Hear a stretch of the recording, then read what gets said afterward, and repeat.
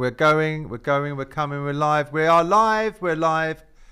Thank you very much for joining us on the HaytersTV Football Weekly live show, streaming live from London, England, United Kingdom.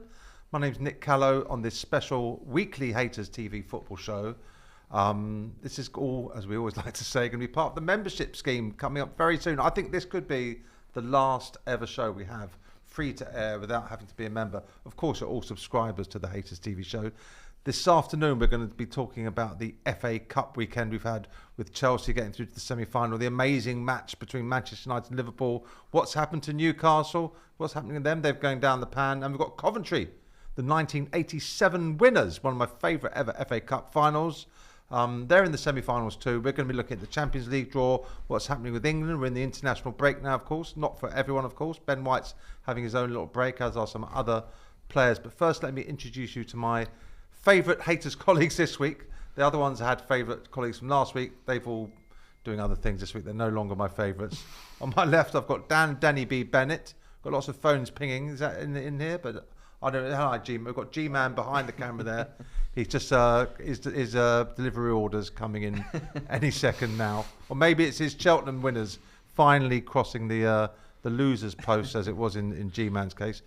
On my far right now, I've got Andrew Smitty Smith, all the way from Ireland, actually all the way from South London, now that he's relocated for HaytersTV. And next to me on my immediate right, James St. Dennis, the power of the edit. The little video you just did not get to see in the warm-up today show was edited by James. If you become a member on the soon-to-release membership scheme, you'll get to see that exclusive live. And James will do a special recording where he'll talk you through how he edited it and what went wrong and why it didn't work today. Masterclass. I don't think I will.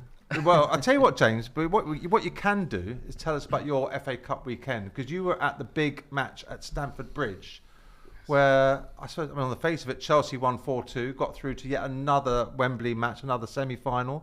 They've already been there in the League Cup, Carabao Cup final. But one of the talking points of this match was Mauricio Pochettino again getting booed by his own fans, and they also started picking on the players there. Raheem Sterling, who hasn't really established himself as a sort of Chelsea favourite yet. I mean, what a weird, not weird, it's the wrong word, but what an interesting career Raheem Sterling has had, from the highs of winning everything at Man City, falling out with the England camp in Qatar, trying to look like he was going to crack it at Chelsea. But I mean, you're the man on the ground at Stamford Bridge this weekend. What was it like? What was going on with Sterling and the Chelsea fans? It was a bit weird. It was weird. I mean, they won the game, albeit not super comfortably. They had some late goals at the end, but overall the performance wasn't bad. I think they kind of let Leicester back into it just through loads of individual errors, which seems to be a common theme for Chelsea this season. But they're into another cup semi-final. They're going back to Wembley. After a season, or the last 2 years for as a Chelsea fan, going to Wembley twice in one season, it's like some sort of achievement. Yeah. Which is good for them. I mean, I don't understand. But what have they got? What's the problem? So we know that they're doing badly in the league. They haven't been in Europe this season. They spent £1 billion, £1 billion bottle jobs, whatever it was that Gary Neville called them. So why pick on poor Raheem Sterling, hard-working young player? I think he's probably big wages, fairly decent transfer fee, comes with all this pedigree, being in Pep Guardiola's all-conquering Man City sides, and just hasn't stepped up to the plate, or just hasn't been able to be comfortable enough to perform to the level we all know he has been able to produce. Was he trying? Was he being lazy? Is he being a prima donna? He was putting in a lot of effort. He was running. He's not a tackler. He doesn't go in and try and win the ball. That's not his job. It's not his job. But he had an impact on the game. He got the assist for the second goal. He was always in those type of positions that should anyone who could finish would be able to profit on. But he just couldn't finish. And obviously taking the penalty off Cole Palmer, Poch said after the game he didn't really mind that happening, which he didn't mind Sterling getting booed. He didn't mind. He didn't mind. I didn't hear. Maybe I'm not paying attention. Hang on. He didn't. It's going to ring the alarm. Idiot alert alarm there. So he didn't mind the whole penalty situation between Palmer and Sterling. He said any player could miss that penalty. Palmer could have missed it. I could have missed it. Yeah, I could have missed it, but obviously I wasn't on the pitch. And you're not so on 75 grand a week. I'm also not a professional footballer. based on what you've seen, Dan. But I think the way Chelsea fans treated Sterling was a bit, and Poch was a bit outrageous. Outrageous? Yeah. I don't. Do you know what we have? Sorry to interrupt, but we've got a lot of Chelsea fans who subscribe to the Haters TV channel. So I hope you're going to get in the chat. We've got Sam Honky Tonks, who often sits here on my right here, who's back in the Haters TV HQ. We're over at the ID podcast studios here in Hackney in the east of London. The HQ is back in the centre of town. So get into the comments there if you're a Chelsea fan. Are the Chelsea fans at Stamford Bridge right to have a go at Pochettino, right to boo Raheem Sterling? I don't know what you think about players getting abuse, Andrew. Do you think it's fair? No, I don't think it's fair at all. But you mentioned at the start that Raheem Sterling is young. He's 29 years of age now, and obviously he's been at Manchester. Mate, to me that is young. maybe it's young, but I think in football, in a sense, it's not old, but obviously Sterling's quite. It's not young. I credit you. Sterling's quite experienced. There's obviously so many accolades at Manchester City, but I think, as James alluded to, Sterling's game is not getting goals. It's running the channels, it's creating spaces for others, and he misses chances. I think that's something we've associated with Sterling countless times. I mean, off the top of my head, if we go back to Champions League semi-final, City and Lyon, he missed from 2 yards. That's in his game, but I think a lot of pressure has been put on him since he's come in. I suppose he came in for 47.5 million, so it's a sizable fee, but yeah, I just think the criticism is unwarranted to Sterling and to Pochettino, because Chelsea are a project, should I say, and it just seems like he can do no right. They've managed to churn out a result against a very good Leicester City side, and it just seems like they're still talking about the negatives, even though they're going to Wembley again. It's, in my opinion, a good win. Yeah, it's a very difficult situation for Poch and for Sterling. He's coming to a team that's been underperforming. Fans so used to success in recent years, and at City. And even playing for England, Sterling, there's so many chances created for him. He times his run so when he comes, and he gets those relatively easy tap-ins. But you've got to be in there. You've got to be in the right place to finish them off. And to be fair to him, he probably converts more than he misses. I don't know what those percentages of the stats are, but I thought he would do. And he was doing very well at Chelsea, but he couldn't get his way back into the England team. Do you think that, Dan? What do you think about Raheem Sterling and the Chelsea situation? Are they looking at having a good season here? One League Cup final, Carabao Cup final, runners-up. No. They've only got to beat Coventry City. All due disrespect, Coventry City fans, but they're going to beat you in the semi-final. Even if they win the FA Cup, I don't really think you can argue it's a good season. Really? I love the FA Cup. It'd be a great achievement, and it'd be really important for Pochettino. Yeah. But I mean, what are they, 10th or 11th in the Premier League? Yeah. I mean, that for spending that money and to be where they are in the Premier League, I think, regardless of whether they win a trophy or not, I still think that it will be a disappointing season. Okay, well, I'd like to think most Chelsea fans would agree with that. Well, let's hear Chelsea fans. Will winning the FA Cup make this a successful season for your team? For me, I can see they've got aspirations to win the title. Chelsea want to be challenging for the title, but going to Wembley, FA Cup, they're going to have to beat. They're going to have to beat Manchester City in the semi-final. They're not playing Coventry. Hang on. What an idiot. So I said Raheem Sterling's a kid. I said something else stupid to you, and this is the idiot bell I've got here today. That's for any idiot comments in here in the studio, and any of you in the comments online. Oliver just says Arsenal, Arsenal, Arsenal. That's a typical Tottenham fan. I don't know what you mean. Arthur Thompson, good old Arthur, says Bayern Munich are shaking in their boots. Well, we're going to come on, Arthur, and talk about the Champions League draw soon. Arsenal playing Bayern Munich very soon, of course. But we're just going to stay on the FA Cup for a little bit longer. Andrew, you were watching closely yesterday for us the big one, the biggest match of the weekend, really, wasn't it? The Man United victory over Liverpool. Did you see that coming? No, I don't think anyone's seen that coming. And I know this sounds cliche and quite cringy, but that is the beauty of the FA Cup right there. You know what I mean? I just don't think anyone could have expected. It's not quite bad enough to get a bell, but it's nice. I think it's quite a nice comment. Yeah, it's nice. But it just seemed like it was a step too far for Jurgen Klopp. Obviously, he's been wrestling with a lot of injuries over the last couple of weeks. I think now across 4 different competitions, it's their 9th game in the space of 29 days, and it's the second time they've gone 120 minutes. So obviously, it just seemed like there was weary legs in the latter stages of the game. In my opinion, I think United overall were deserved of the victory. They had more clear-cut chances. That man-marking system that Ten Hag deployed caused Liverpool a lot of issues. They couldn't handle it, and I don't think they really expected it, to be honest. But Liverpool just struggled in extra time badly. There was the mistake from Núñez giving the ball away, which led to the Rashford equaliser, and then just the sheer incompetence in the 120 minutes to leave Conor Bradley on the halfway line on his own. And obviously Elliott gets dispossessed and it's a 2v1 situation. Now obviously if Van Dijk is there, you're a little bit more, we could get bailed out here, but Conor Bradley's backpedaling, and obviously Diallo goes on and scores that unbelievable goal. So it sounds to you that Erik ten Hag, the much maligned Manchester United manager, he's useless, should be sacked, and he's just a waste of time, outwitted the great Jurgen Klopp, the departing king of Anfield, I can't think of anything that starts with an L for an alliteration, but the lyrical genius of Liverpool. Yeah. So Erik ten Hag outwitted him. He outfought him on the tactics. In my opinion, and even Klopp admitted after the game that the man marking system, he just, not that he didn't expect it, but Liverpool just weren't accustomed to it. They weren't prepared for it, and obviously it proved quite problematic. But yeah, from a Manchester United perspective, if you look at the wider picture, I suppose this has temporarily bailed out Ten Hag again. I suppose pressure was mounting on. Right, when you say temporarily, for how long? One match, 1 week? Well, I mean, they could go and lose their next game, and then the pressure, then the criticism mill starts going again, and it's just we're back to square one. So I think United fans are looking for consistency, and obviously this is a massive win against their arch rivals. They've put Liverpool's quadruple hopes, which is fairly ambitious as it was, but they've put that into tatters. But yeah, I think for United, they'll want to see consistency going forward. Because in my opinion, a lot of criticism has been put to Ten Hag about their tactical nous.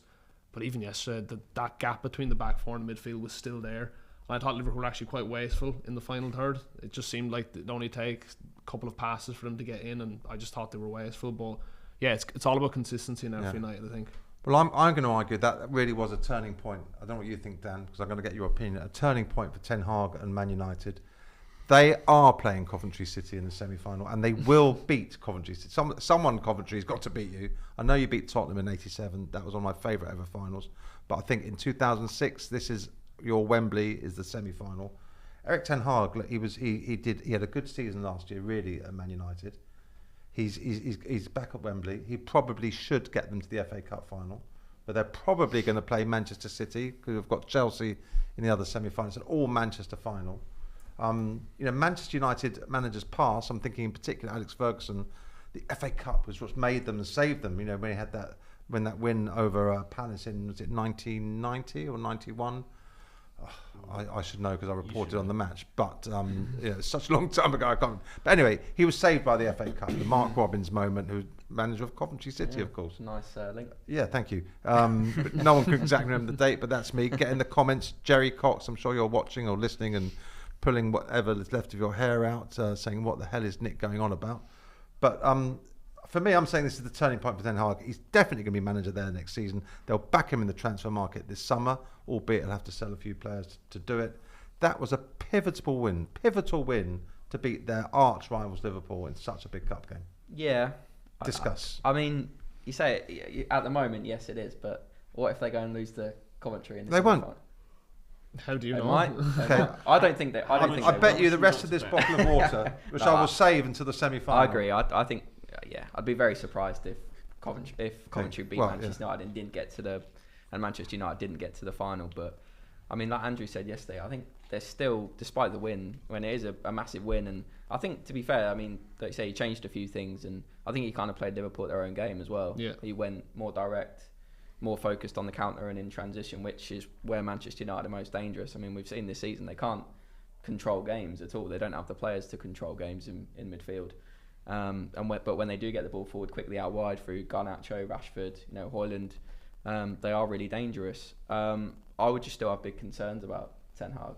You're making me feel sick now because a football reporter friend of mine, Amy Lawrence, she said only fools try to predict the future, because that's one thing we definitely know we don't know about is what's going to happen in the future. You just did that. You just predicted. I know. Just say he's making me question myself. And I've predicted that Man United will beat Coventry City in the semi-final. So you want to predict that Liverpool, Man City win the league, so Arsenal can win it? No, I'm just saying that Man United will beat Coventry, but I'm a fool to say it so confidently, perhaps. But if anyone wants to challenge me, get in the comments. I think they will win. Jim Fox here. Yeah. Sorry. No, go on. Jim Fox is a bit more important than you, Dan. Jim, I think he was tuning in last week as well. He says if ETH gets CL, I guess that's Erik ten Hag gets Champions League and the FA Cup, he stays. I fancy Chelsea to surprise City in the other semi-final. Well, that's where we're going to have to disagree Jimmy, because I think that City. Well, how do you see Ten Hag's future now, and how do you see these semi-finals panning out, James? We've got a poll going, by the way. Sorry, we've got a poll going. Who do you think's going to win the FA Cup? Who do you think? Get in the poll. I think Manchester City are going to win the FA Cup. Okay. Or Manchester United. I don't think Man United will win the FA Cup. Okay. I think City. Do you think it'd be a City United final? No. Oh. Explain. I fancy Coventry. Oh. I honestly think I think the way it's going, it seems like it's tailored for Coventry to shock everyone and get to the final. Probably not win it, but to get to the final, and of course, really making me question my sanity now. Be amazing if upset Wolves, upset Maidstone. Be great. Yeah. Do you think when they beat Maidstone, that's when you thought, bloody, Coventry's name's on the cup? No, I think when you score 2 goals in added time, having just gone behind, having led in the first place against the Premier League side, I feel like something magical's happening. That was possibly the moment of the FA Cup weekend. Cov scoring those 2 late goals, wasn't it? I mean, listening to it on the radio and thinking, when Hugo Bueno scored, thinking, oh God, here we go. Wolves are off to Wembley, and all of a sudden, Sims has scored for 2-2. Thinking, okay, little Sims. This is going extra time. It's 3-2, 100th minute. I think there's no way this has happened, and I mean that will help Coventry in their Championship playoff push. But also, I think as much as that win for United against Liverpool will give them a massive boost. I think something special is going to happen. Yeah, because we do know United. I'm going to talk myself out of this prediction, but United are capable of imploding and doing stupid things to themselves, aren't they? But you're saying let's wind this up. Coventry are going to beat Man United. Yes. Who will they play in the final? Manchester City. And then what? Battle of the Sky Blues. Battle of the Sky Blues. Who's going to wear the away kit? It's good. I think City's play away. Okay, playing their away kit, City, right? Yeah. Do we know that, or we're just? I'm assuming. Guessing. Right. Well, you know more about football than I do. You can't really do a draw, can you?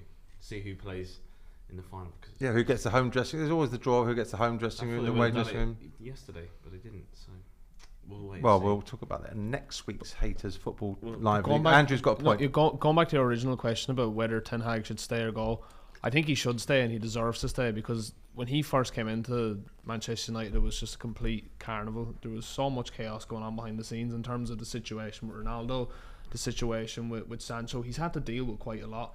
Then this season, it seems like there was a bit of stability. They brought in a couple of players, and then they've just been absolutely blitzed by injuries. I think their backup goalkeeper, Bayindir, got injured during the week. And yes, he doesn't play for United and his appearances are quite sporadic, but that was the 50th case of an injury that United have reported this season. 50th? Yeah. Was it injuries or illness? Well, you could argue that injury or illness. Anana getting injured was doing them a favour because he was playing terribly at the time. Maybe, but I think he's kind of had his own little mini resurgence. But Ten Hag definitely deserves another transfer window with the new Ineos regime on board. He definitely deserves that. Well, I've got the FA Cup poll in front of me here, and that's why I've got the laptop here. Just not because I'm checking my emails, but just changed to 12% agree with James that Coventry City are going to win the FA Cup. 2% before he started talking. Oh, James, people are actually listening to you. That's because he's. I don't know if it.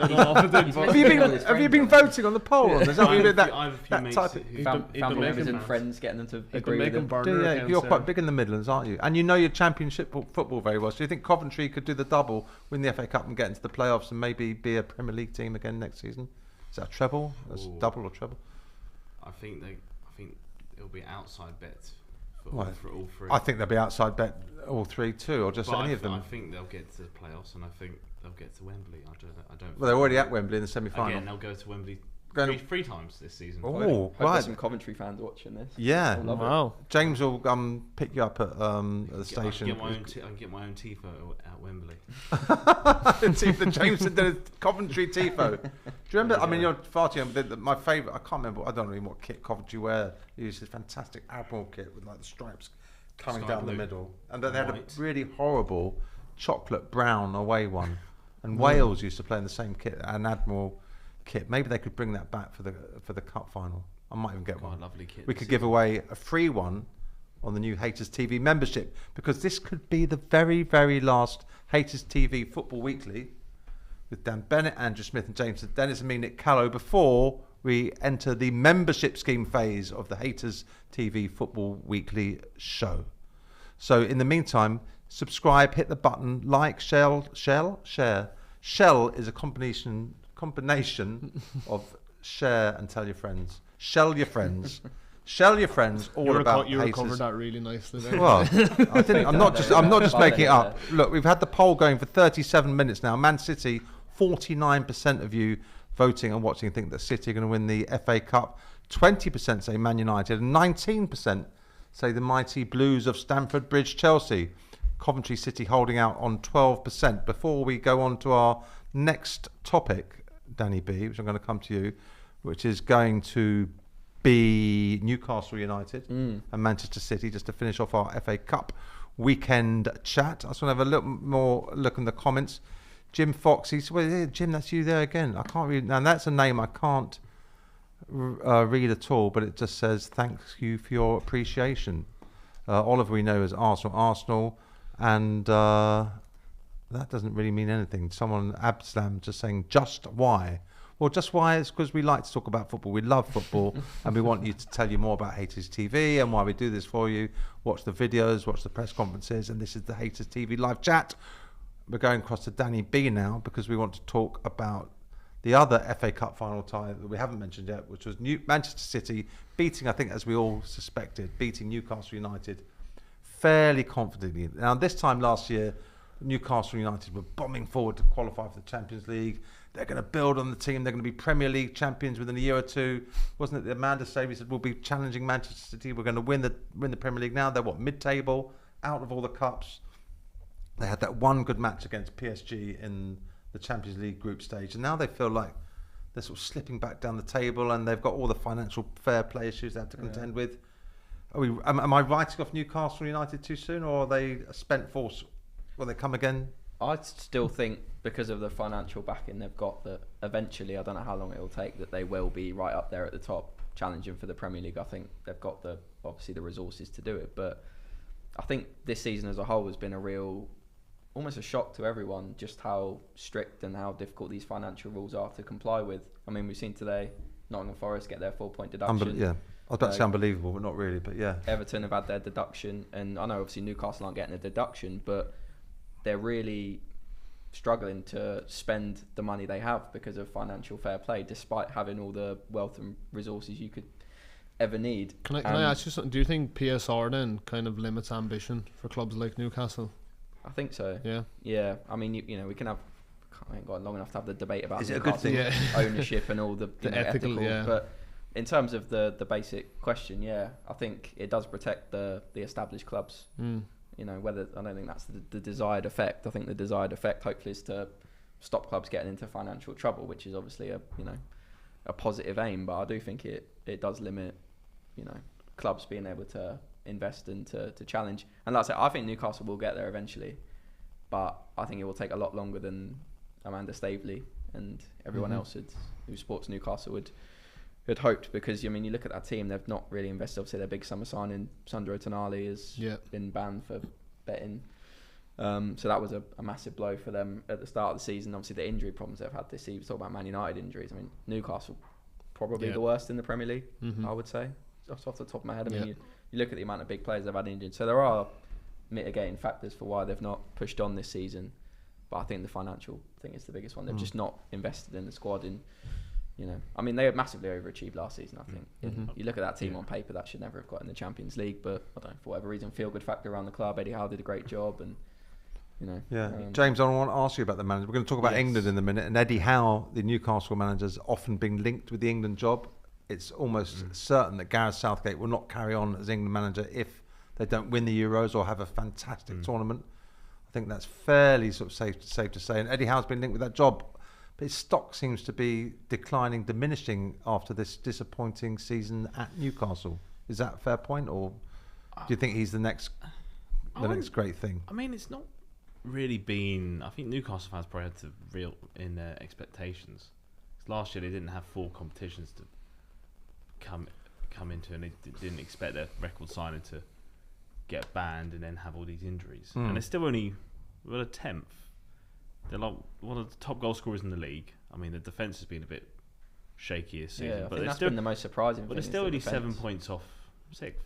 They still could get. They're only 7. They could get Champions League. It could be back in the Champions League because it's top 5. It's going to be top 5. Yeah, I mean they're 13 points off Spurs with 10 games remaining. It's a bit far fetched. They'd have to win probably 80% of their games and hope Spurs and United don't win any.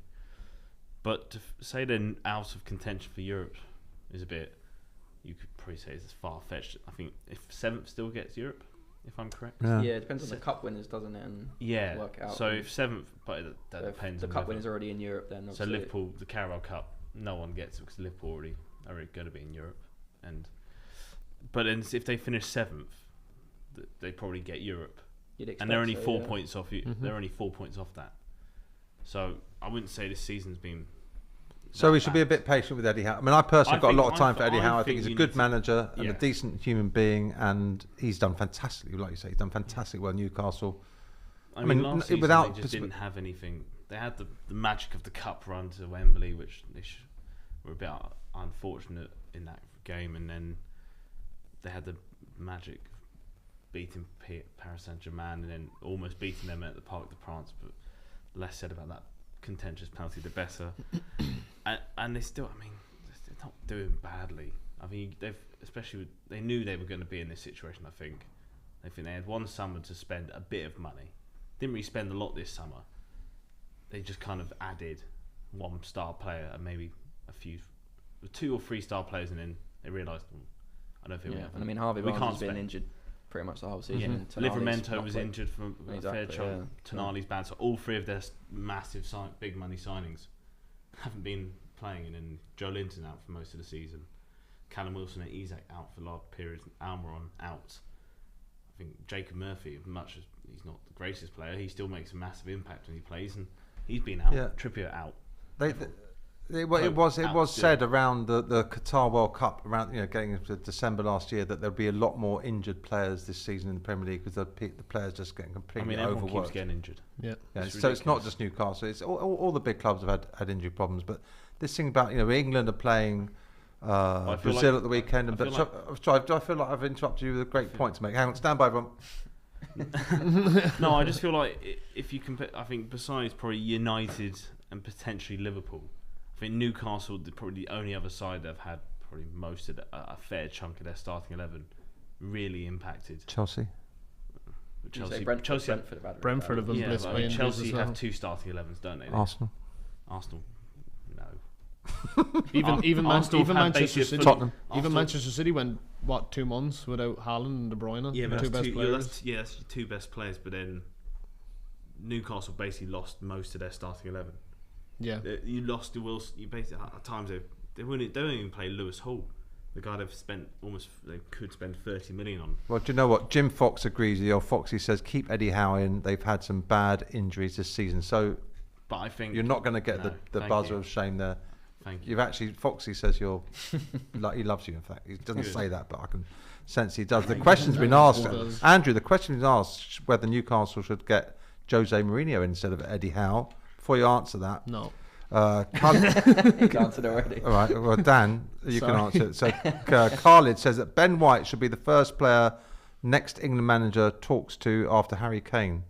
Don't know quite what you mean there, Khalid, but are you saying that Ben White should be the next England manager? He doesn't even want to play for them. I doubt he wants to manage them. I think he's saying he should try and get him back on side. Okay, that should be his top priority. Well, he also says that he should give Frank Lampard the job. He's got that winning mentality. Southgate, no disrespect, was a loser in the shirt, and something else that I can't quite see what that. And at club level too. I mean, Lampard's proved he's not. Khalid, you've got a lot of. You've got lots of quite strong opinions there, hasn't he? He wants strong opinions. Yeah. So I mean, what about this thing? Ben White's not going to be in the squad. I noticed that. A fellow Arsenal teammate Thomas Partey's withdrawn from the Ghana squad because he says he's got to look after his fitness. Gabriel, the defender, is withdrawn from the Brazil squad through injury. But we assume he's injured. De Bruyne's out of the Belgium squad. Haaland's out of the Norway squad through injury. I think Haaland's in the squad. Yeah. He's back in, is he? Yeah. He was never out. Fake news. Buzzer. No, I think there was some sort of rumours going around. Well, that's a long alarm for Haaland. Yeah. Sorry, he might pull out, but I mean, it could still. But from what it seems like, he'll go and play. But yeah, we shall see. Did you get upset when you heard that Ben White did not want to play for England or not want to be considered for England? I don't think I was that upset. I'll be completely honest. It didn't really affect me emotionally, but I mean, it takes a lot to upset you, Dan. Yeah, I'm a man of steel. No, it's a shame, isn't it? It is a disappointment because I think based on current form, he should be in there. Oh, he would be, yeah. You know, whatever's happened, especially because we're short of defenders. Obviously, he can play right back and centre back. And Trent Alexander-Arnold's out at the moment. I think Trippier's out, isn't he? As well, he's on the squad. So, that's a position we really could use. But would he play? Is it maybe he's got injury issues, personal issues? It sounds. The other thing that surprised me was that Gareth Southgate came out and said all these things, and it wasn't Edu. He said, Edu, the Arsenal head of football technical director guy, phoned not Southgate, but that guy John McDermott or somebody McDermott in the backroom team there, to explain that Ben White didn't want to be available for selection. Paul Scholes, one of the best England midfielders over the last few generations, stopped playing for England when he was 29, which you would say is a very old man. I'd say he still had. I would still say he had quite a few good years ahead of him. He said he had enough when he was 29. Didn't want to be considered for selection again. I don't recall a lot of people booing and getting on the back of Paul Scholes at the time. I think they sort of felt sympathetic towards him. Ryan Giggs stop playing for Wales really young, or barely played for Wales? Every time there was he played a lot of international. Most Man United players for a while sort of stopped playing international football at all when Alex Ferguson had his way. But did anyone around the time get angry about that? Yes. Oh well. I mean, I got very angry. I'm not even Welsh, and I was absolutely furious. Okay. No, people do. I mean, people do. I mean, but there's a narrative at the moment, Andrew, that we shouldn't get too emotional if players say that they don't want to play for England, because that club football is now more important to them, and they need to look after their mental health and their physical health because they're playing so much football at the moment. If Ben White was to go off and be training with England, sitting on the substitutes bench, travelling, whatever it is, it could have an impact on his ability to play for Arsenal when they're chasing 2 trophies pretty closely. Yeah, I'm not too familiar with England's setup, but obviously Southgate had to international football in general. International football in general, yeah, but obviously Southgate had to come out and say, look, it's not because of a lack of form that Ben White hasn't been selected, but as I said, we're completely guessing here. We don't know if it's personal reasons or if it's like Ben White's injury record is exceptional. He doesn't really miss that many games for Arsenal, so maybe it's just a case of he's wanting to focus on the Premier League run and the Champions League run. He's just like, I'll take a sit back here. And what it's actually done is it's offered a chance for players like Joe Gomez to come in. Obviously that was his first call up since I think maybe 2016, 2017, a long time anyway. And he's similar to White in the sense that he's versatile. Even for Liverpool this season, he's played in all positions across the back four, and he's even played in midfield in that inverted role. So maybe there's a bit of that going on as well. But you even see it with Liverpool and Egypt as well. Obviously Liverpool contacted the Egyptian FA and requested that Salah sits out this round of fixtures just because it's international friendlies, and to them it's pointless. He doesn't need to go. So the last time he went away, obviously with Afcon. Yeah. So hang on, you're saying international football's pointless? I don't say it's pointless, but well, I think pointless. Yeah, sorry. You said these international friendlies are pointless. No, the word pointless is the wrong word there. But what I'm saying. Well, I actually totally agree with you, but it's international friendlies. Finally found someone who agrees with me. But international football is not pointless. International friendlies, I think, are pointless. Didn't they start the Nations League for that purpose, to make so-called international to make it more competitive? Yeah. But then no one likes the Nations League because they have to play more games. Because they're essentially glorified friendlies, aren't they? And but they have to play more and more. It's like they're in the league, so they have to play. But then they still play friendlies alongside these Nation League games. Yeah. So I don't know. I don't know why you can't. James, you're going to be going to Wembley, and you're going to Wales. You're going to Wales this week, aren't you? I am going to Wales. What's happening down in Wales? How's there? Well, they are trying to qualify for Euro 2024 because they couldn't automatically do it, so they have to do it for the playoffs. Oh, it's the playoffs. Do you know, I forgot it was the playoffs. Which is always exciting. Remind me, who are Wales playing? Who are Wales even playing in the playoffs this week? They are playing Finland on Thursday. And wow! If they win, they play either Estonia or Poland. I mean, if Aaron Ramsey or Gareth Bale were playing, they probably. Saw Aaron Ramsey. Big favourites, but I saw Aaron Ramsey at Arsenal last week. He was there for the Arsenal-Porto match. He was. Looked like he could still play, but he can still play. He can still play. I don't know if he's in the squad. I haven't looked at the squad, but I'm not. I don't think many Welsh fans are that confident. If they get to the playoff final and play probably Poland. Poland are half decent, aren't they?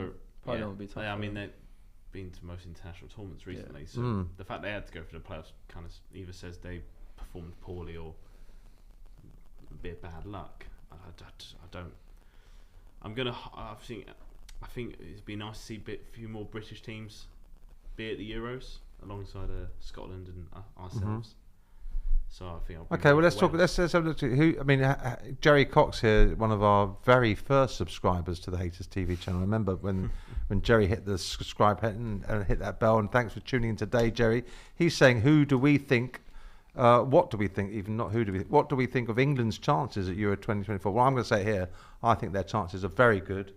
Strong favourites. And they pretty much France, should. really. I mean, this is Yeah.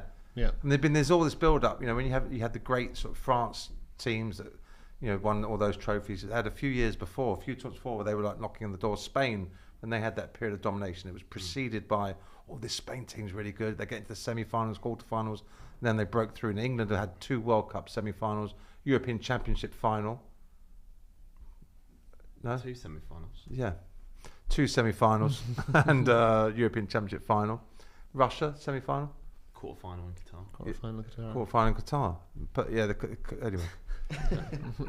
Semi-final, quarter-final, and final. Anyway, they've been knocking on the door, and they were only a Harry Kane penalty away from beating France. Yeah. So I'm saying this is the breakthrough summer for England. It's make or break. I'm answering you, Jerry Cox, loyal subscriber, haters viewer, that England are going to win the Euros. They're the best team out there. They're better equipped than Germany. They're better equipped than France. They're better equipped than Spain. Do you think Portugal. it's make or break? Do you think? Well, I mean, then that kind of that mentality of being almost there and not getting there. I think it's not make or break. I just think they will win it. I think they're going to be the best team there, and I think this could be they will win here, and then they'll be ready to challenge to win the World Cup after that. I think you've got Foden, Saka. There's so many Bellingham. There's so many good young players in that team. Even if this is Kane's last major tournament, which I'm sure it isn't.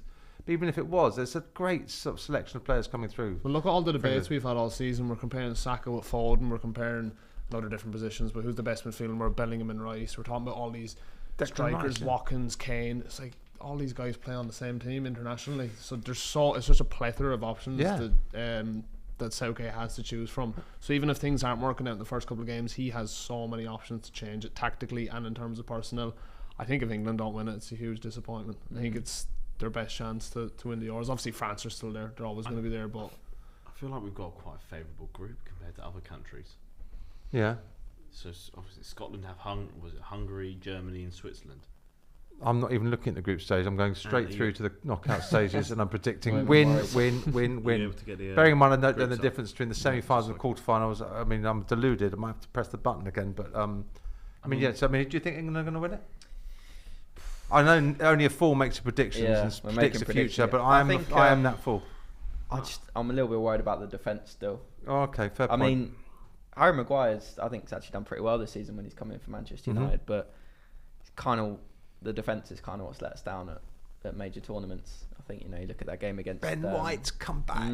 That game against France when the ball came into the box, it's a bit more defensive quality. I think we'd have cleared that, but I mean, we've got a brilliant, especially going forward, we've got a brilliant team. I just think we can't waste these Harry Kane years because they're not going to go on for too much longer. And I think, even though Bellingham's young, Foden's young, Saka, we'll still have a great team even when Harry Kane goes and retires. But I think when Harry Kane retires, we're going to realise just like how good he was and how good a striker we had. Because, I mean, you look at his goal record for England and how good he's been. It's ridiculous. I think England's defence is quite okay. Can't overlook Mark Gahey for Crystal Palace, who I think is an exceptional defender and probably get a big money move in the summer. John Stones. I mean, John Stones, Where's John Stones going to play in this Southgate set? Is he going to play centre back? Is he going to play up front? Like what sort? Like Jarrett Bradford's in the squad. Under Guardiola, he's almost playing as I think against United, he played as a 10, almost making runs into the box. Ridiculous. Obviously, I don't think Southgate's going to do something similar, but. I hope France win. So who do you think? Oh well, you can take Thierry Henry's signed boot home with you there. You love Thierry Henry. Share it with all your French mates. Who do you think starts in defence then for England? Pickford in goal. Yeah. How many defenders are at the back? 4. Four. I would imagine. Walker will play on the right because there's no Ben White. Stonesy. Yeah. Gahey. Yeah. Not Maguire, no. I think Gahey's been brilliant for Palace. Yeah. And then on the left. Depends if he's fit. Yeah, true. Who's on the left then? Don't really fancy Shaw. I said in my predicted 11 I'd put Gomez if he continues. Oh, Gomez has been brilliant. And he can adapt. Of all the positions he plays for Liverpool, he's probably the best at left back. No, I think Shaw if he's fit. No. Are you sure if he's fit, or you mean Luke Shaw? I don't think. Are you sure he's fit? I don't think. Answer the question. What? Sure. Are you sure he's fit? He said. I'm not sure, but are you sure? I am. No, I'm Callow. You gotta stop this, mate. You gotta stop this. Okay. So I'd have Luke Shaw in if he's. But I mean, I know he's missed a lot of football this season. If he's not not ready fit, then if he's not, I would have him in there. I wouldn't even put Chilwell. I think I'd probably just start Maguire still. I mean, he's going to start. We can have this debate all along. We all know it's going to be Stones and Maguire, don't we? Yeah. He's not changing it. Try and test it. Yeah, but I was asking me who I would put. He asked me who I'd pick, not who Southgate picked. You're not the England manager, unfortunately. Not yet. No. But I was thinking of change a career after the Euros, a bit Euros, and cover a bit Wimbledon tennis, and then there's the tours and all that stuff. Can't wait. But then I'm ready to take over. Charlie Woolard. Hello, lads. Question for Nick. What do you think of Ben White choosing not to be selected? Most consistent fullback this season? ? Well, yeah, it is a bizarre one, Charlie. Charlie's another great legend. Charlie Woolard used to sit in this seat over here when we used to do the HaytersTV shows. Charlie, there's always a room for you in the squad here, so keep in touch. Thanks for your question. Jerry, thanks for starting up the question about the England, because it sparked an interesting debate. We've got Detective Conan saying, big up. That's his first comment. His second comment is Kobe Mainu should have been in the England squad. No. Well, he does. No. That's yes, that is what he said. When we You're just saying. Oh, Detective Conan, James disagrees. Definitely not. Why is that? He's not played enough. I don't think he's personally played enough games to suggest he should be. I'd have him in there over Henderson, though. Yeah, 100%. Can I just apologise? We didn't mention Kobe Mainu when we were looking at Liverpool and Man United. He was absolutely unbelievable. Best player on the pitch. And look at the players on the pitch. McAllister, you've Bruno Fernandes, like Sobis. Like he's a special player. I think he'll get in the training squad. He'll get in the training squad, but I don't think Gareth will take him. I think Gareth. We're not saying, but do you think he should? You don't think he should either? I don't think he should be in it yet.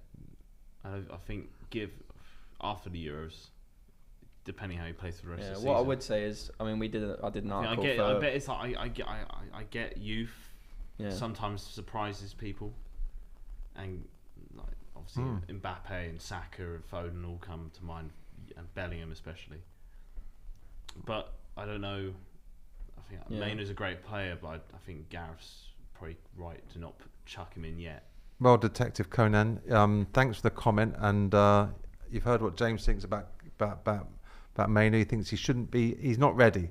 Yeah, I was just. Us three think we'll take him with us, and maybe give someone like Henderson a rest. On our website about Manchester United, it's kind of youngsters who burst onto the scene. Obviously, after Mainu came in, but you do look at that list, and there's a lot of players in there that you think were going to be like really big talents. And I'm not saying this can happen to Mainu. Who was the biggest sort of name out of that? Can you remember? I mean, there's a lot. There's do you remember James Wilson? Yes. Yeah. He looked really really good striker, and he's had a good career. I'm not knocking James up, but he's played. Sounds like he is. Where's he playing now? I think he's at Port Vale now. But he's good club. Okay. Yeah, nothing wrong with Port Vale. Beat Blackpool, so he's most teams do. Yeah, exactly. He's and he spent some time. So I mean, I think Mainu will go on and have a really good career at the top. Yeah. I think he's good enough. I don't think he'll follow a similar path, but I do. That's what I kind of agree with James in the sense. I do. I take Mainu over Henderson based on that. But I just want to touch on that. It just seems like Southgate's brought Henderson on because of his experience, and we get that. That's what Henderson brings. If he doesn't play, his technical ability is fading because of his age, understandably. But England have experience in the squad already. I'd argue John Stones is an experienced player. Harry Kane is Jordan Pickford, Kyle Walker. They have experience. Saka and Foden have played at big tournaments. Even Declan Rice at his young age, he's an experienced player. So I don't think they need to shoehorn Henderson in there, and you might as well just take a chance on Kobe Mainu. It's no secret that his potential and his ceiling is so high. So I don't think Henderson will start. He won't start. He'll be there he'll just be a secondary leader to Kane. He'll be on the bench. I mean, like you said, but is he just you probably don't need that extra leader. But if you are trying to see, let's say it's a semi-final, you're 2-1 up, you want a bit more control. You bring on someone like Henderson just to play around the back, just to keep because Mainu's probably got that in his locker anyway. But then he'll probably try and drive because he's got all that energy. Henderson probably doesn't have as much energy, but he's got that big game knowledge to really It's all just cliches, isn't it? But I don't really buy into all that. No. Look, if Henderson's going all the way to Germany to just slap people on the backside and be like, "Oh, I'm getting there." Well, he's halfway there. He's already in Holland. It's a waste. I think Henderson's in his 30s and he's played all these, but Saka's played in the big games and Foden, and I don't think age really comes into it. I don't understand. Well, I'll tell you what, this Jerry's suggestion that we talk about what's going on with England has sparked a lot of debate. We've also got a poll, I noticed, saying what forward line should England play against Brazil? We've got three selections there. We've got Rashford, Kane and Saka coming in at 12%. Gordon, Kane and Foden, 15%. Foden, Kane and Palmer, 19%. But running away with over 52 or exactly 52% of the votes, Foden, Kane and Saka. They're the front three that most of you guys and girls and whoever you are watching think that should be the England's front three against Brazil on Saturday night, isn't it? Yes, and you'll be at Wembley there for us, James. Let me just have a few more of the comments, because there's another one. Khalid is talking about Jude Bellingham. He says he's an advanced midfielder. He needs to watch Luka Modric and Toni Kroos on how to play as a second phase number 8. He says Luke Shaw is so important. There's a lack of players coming through in that position. Chilwell isn't the guy. Sessegnon fell away. Right footers like Trippier can do a job. Khalid, you've been prolific. You've got another comment too. Also, centre backs like Gomez, Colwill can so well do for England at, I can't see that word. Can anyone see that word under there? Left back. Left back, and Jude and Rashford, Gordon ahead. He's lost me, but I think what he's trying to talk about is the versatility of a lot of England's players. The Bellingham point, I think, is an interesting one, because we've got the players. We could play someone else number 10, and we could drop Jude Bellingham back. We could play Palmer or Foden or Maddison or whatever as a number 10. But you have to play Bellingham there, I think, as a number 10, because he's just so good. It would be great, on paper the team would look, if you had Rice, Bellingham and then Foden or Maddison in front of him, you'd be like, wow, what a team. But I think you're kind of wasting Bellingham there if you drop him a little bit deeper. He'd play well, he'd do well, but he's just such a goal threat. He's much better as a number 10. Yeah, and when he's played there for England with Harry Kane, they look great together. Yeah. But he plays, it was just evident in the World Cup when he scored that header against Iran. Perfect timing, perfect header, perfect position. It'd be amazing to see their team on paper with a midfield three of, let's just say, Foden plays out wide. Do you think that's what England are missing? If we're thinking Bellingham's more effective as a number 10 and Rice more of a holding. They're missing that player next to Rice, aren't they? Purebred. Yeah, number 8. Yeah, who just does the legs. Maybe Conor Gallagher could do it. Henderson. Yeah, I still think Ross Barkley. Oh, Barkley, Barco. I still think Ross Barkley maybe shouldn't be. He is that player, isn't he? But he is that player. Yeah, he is that player. It's just the issue is, it's a shame he's now performing like the way he is. I know it's for Luton, but if you're dropping 8.5 out of 10 every game for technically the third worst team in the league, and making, I said this watching the Arsenal Luton games and being at City, Luton, and watching Chelsea as well, that he was the best midfielder out of all 3 games. When I watched, and you're looking at, you had Luton v Man United, he was the best midfielder on the pitch. You had Rodri, you've had Odegaard, you had Rice, you had Palmer, Gallagher, Enzo Fernandez, Caicedo, all these well beaters and big money players, and all of a sudden Ross Barkley, who's been in the shadows for years, and then disappeared and then came back at Kenilworth Road and plays for little old Luton, and is performing like the way he is. Yeah. And he stays fit. It's like the first season where he's actually just, since his Everton days, where he's actually just been fit. He was so good at Everton. Barkley, he's 29, 30. He's so powerful the way he runs. Young Andrew. Yeah, young. He's still relatively young. I mean, considering what age he is now, and he's got the legs. Yeah, but he's just. I think if there was anyone you got the big game know-how as well. No, but clearly not. But he just. You can't buy that, can you? He's a bulldozer. Yeah. He just runs and runs and runs and technically he's ridiculous. So good at keeping the ball, isn't he? Like, I thought Rodri was ridiculous at keeping the ball when I watched him live. Watching Barkley live just spin Rodri into non-existence and then just play a through ball, just dissects the entire City defence. I'm thinking, God, if he was a few years younger, he'll be in the England team. Yeah. I'd love to see Southgate just put Maddison in there and have a sort of Rice, Maddison, Bellingham. Do you think Maddison's not?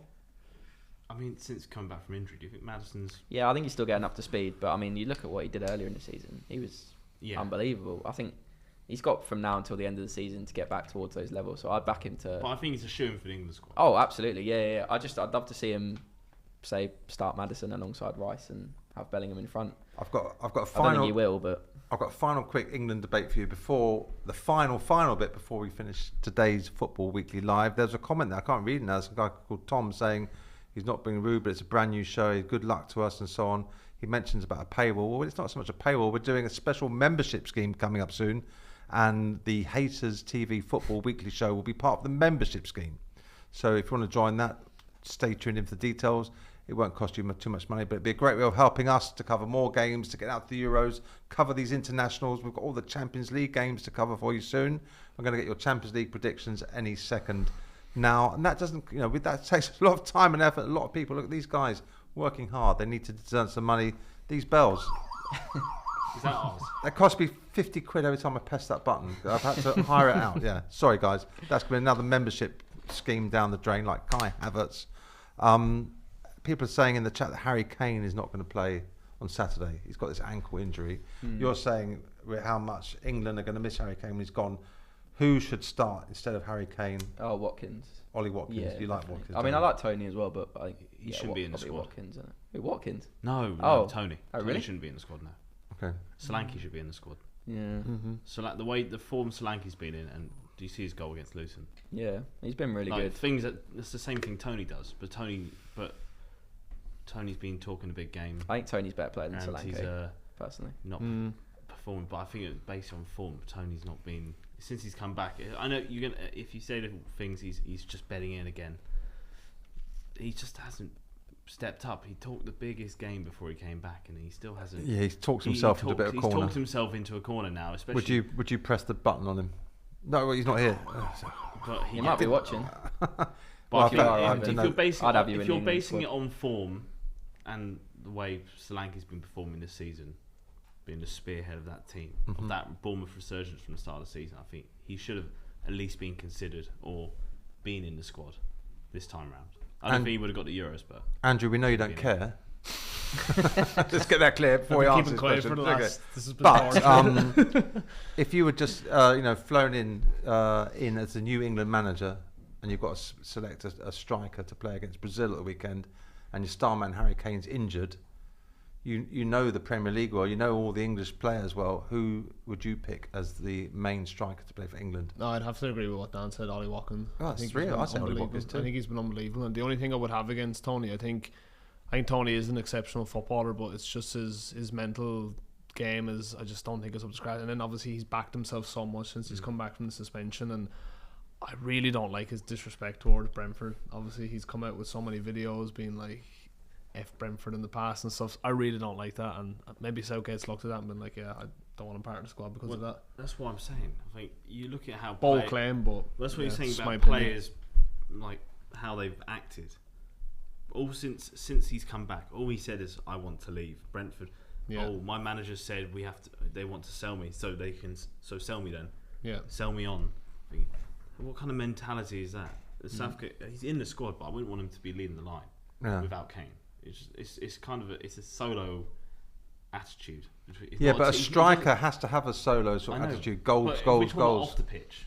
On the pitch, you can have that. I'm talking about on the pitch. Who should play? I think he says some things that are quite ill-advised sometimes, but I think on the pitch, his mentality is like top. Oh yeah. Yeah. Okay. Right. I'm going to say you've persuaded me. I'm having Ivan Toney starting on Wembley Saturday night against Brazil because he's got that goal. Give me the ball and I will score. Yeah.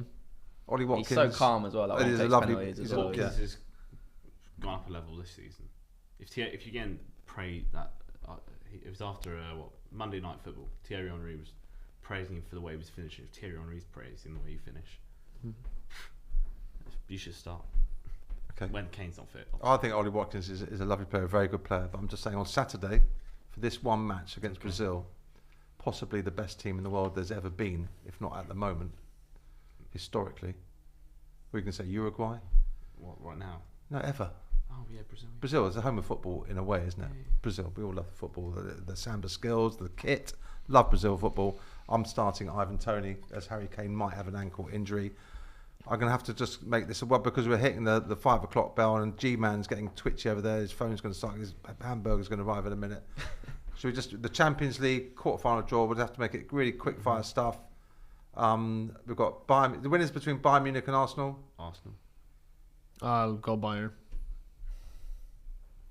Arsenal. And I'll say Arsenal as well. And they will play the winners of Manchester City and Real Madrid. Madrid. Man City. Man City. Winners between Barcelona. There's too many. Barcelona and Paris Saint-Germain. PSG. PSG. Barca. Oh. And the other one, Dortmund and Atletico Madrid. I think Atletico. Atletico Madrid, yeah. Yeah. Atletico.